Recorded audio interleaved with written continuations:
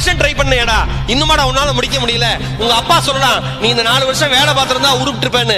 உங்களுக்கு மட்டும்தான் உங்களை பத்தி தெரியும் எந்த இடத்தை தொடக்கூடிய சக்தி எனக்கு இருக்கிறது என்று. சில வெற்றிக்கு சில காலங்கள் எடுத்துக்கொள்ளும், சில வெற்றிக்கு சில காலம் வேணும். இன்னைக்கு ஈரோடு மகேஷுடைய பேச்சு இன்னைக்கு இவ்வளவு தூரம் உட்கார்ந்து கேட்கறாங்கன்னா, எனக்கு பின்னாடி 15 ஆண்டு கால உழைப்பு இருக்கு, 15 ஆண்டு கால அவமானம் இருக்கு, 15 ஆண்டு கால விமர்சனம் இருக்கு. அதையெல்லாம் தாண்டி மட்டும்தான் ஒரு மனுஷன் ஜெயிக்க முடியும். கோபுரத்தை பார்த்து வியக்கிற மனிதர்கள் யாரும் அஸ்திவாரத்தை பற்றி பேசுவது கிடையாது. அஸ்திவாரத்தை பற்றி நினைப்பவன் மட்டும்தான் கோபுரம் வளர்ப்பதற்கு தகுதியானவன் என்பதை இங்க இருக்கிற அத்தனை பேரும் மனதிலே தெளிவாக பதிய வைத்துக் கொள்ளுங்கள். வெள்ளந்து பாக்குறவனுக்கு ஓ சூப்பர் ஈரோடு மகேஷ் அப்பா பயங்கர நல்லா சம்பாதிக்கிறார், சூப்பரா இருக்காரு. 5 வருஷம் நாய்படாத பாடுபட்டு வந்திருக்கோயா. யாருக்கும் அந்த வெற்றி அவ்வளவு எளிமையாக தெரியாது. ஒரு விஷயம் நம்மால எல்லாம் வச்சிருக்கான், அவன் படிச்சு அவன் ஜெயிச்சு அவன் உழைச்சு அவன் வாழ்க்கையில சக்சஸ் ஆயிட்டானா அதுக்கு பேர் உழைப்பு.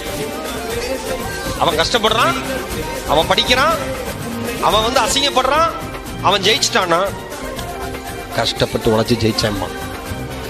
இதே பக்கத்துல இருக்கிறவன் அதே பண்ணானா எல்லாம் அதிர்ஷ்டம், கம்ப்ளீட்டா அதிர்ஷ்டம்.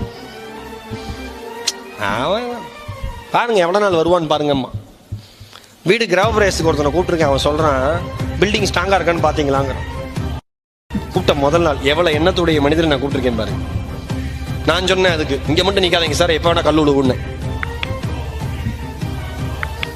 நாம ஜெயிச்சா அதுக்கு பேர் உழைப்பு, அடுத்தவன் ஜெயிச்சா அதுக்கு பேர் அதிர்ஷ்டம். நம்மால என்ன வேணா சொல்லுவான், கவலையே படாதீங்க.